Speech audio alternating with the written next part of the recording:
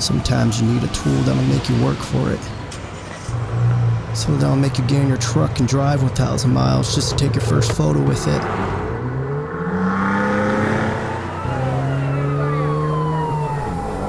Gasoline for creative engines.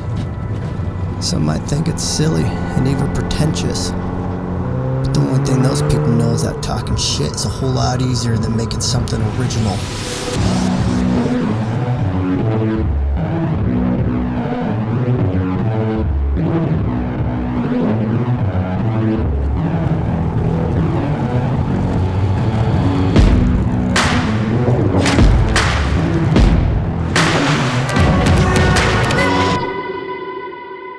This camera is one of the most stubborn, difficult cameras that has inspired me.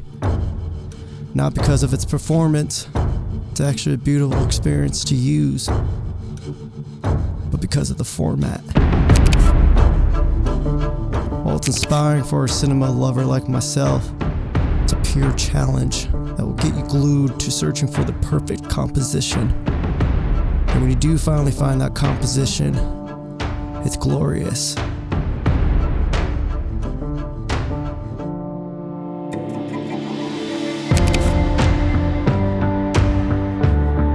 Ignore that's a panoramic camera for a second.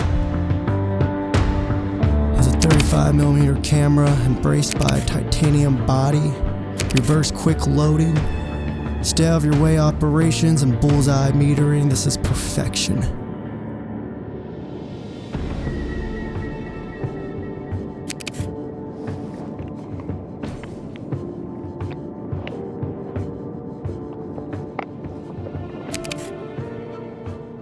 There's actually a lot of options out there when it comes to panoramic film. Most of those revolving around your medium format cameras and just putting a 65x24 insert in there. The issue with that is when you go to frame up, you're still getting the full medium format frame and you can't actually see where your panoramic composition is going to be. Looking through this viewfinder and seeing the panoramic composition is just, it's inspiring, and you can actually just accurately get your compositions. It's tricky though, because I find myself actually passing on a lot of shots because I just can't find compositions because of how wide this sometimes look. Sometimes the vertical feels too tight and sometimes the horizontal feels too wide. You really need to set yourself up in situations to where it's going to, really just lend itself to being composed ultra wide. But don't get it confused. This isn't just like, oh, super wide angle lens. I know a lot of people are going to be like, oh, just put crop marks on your photo. It's not the same thing. This is as if we had two full frame digital sensors side by side stacked next to each other. You're getting medium format width and you're getting 35mm vertical. You cannot get that same look on any full frame camera. But I will show you guys a trick that you could do with the Sony a7C II. I think that's the only 35mm camera that I know about that will let you do that 65x24 crop. There's other medium format cameras that will let you do that Fujifilm has, but neither X-T5 will do that 65x24 crop, which doesn't make sense. I don't know why they just won't give us the option, because again, being able to compose and see that crop in your eye, it's inspiring. It makes you shoot differently.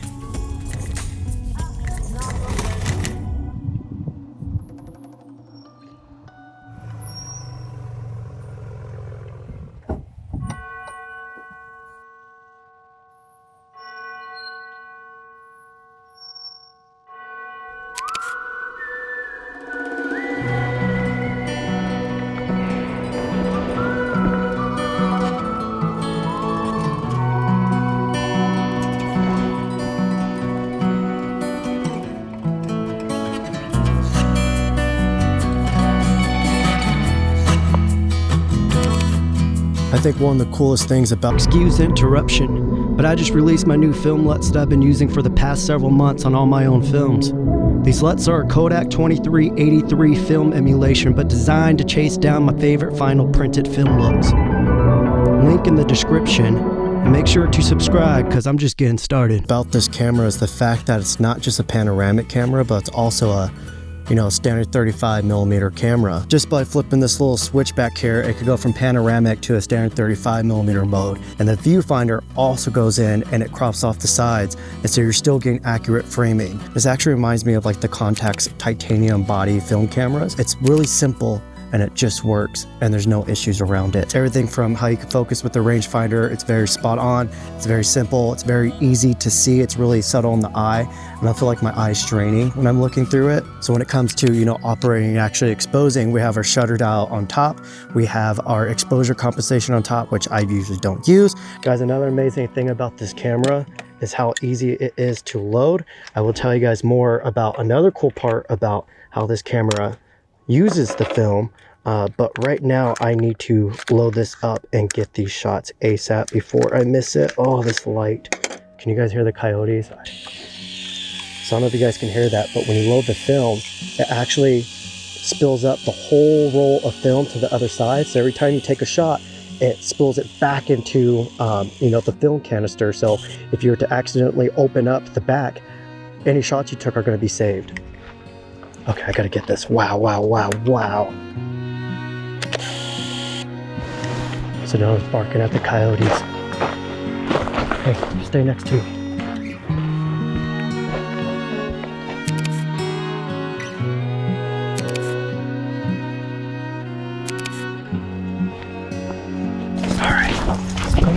You stay close.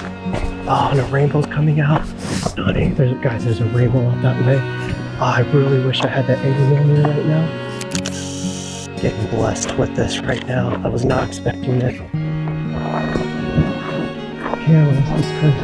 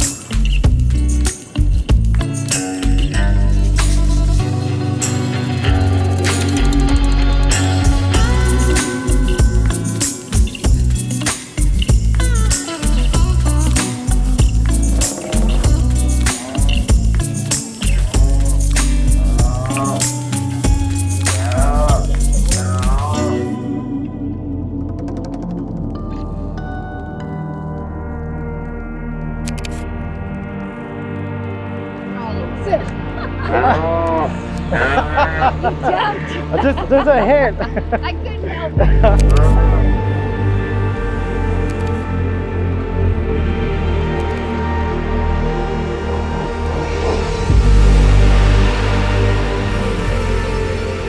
Excuse the interruption, but what if I told you all the music in this film was made by man but founded with AI?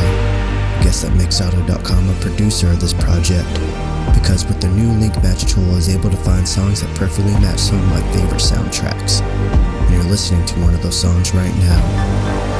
You can get 70% off your first year subscription at Auto.com by clicking the link in the description. And don't forget to hit subscribe while you're down there. I'm super excited because I am actually going to move to Arizona in a couple of months. The thing about anamorphic is we're still getting some separation and texture in the background because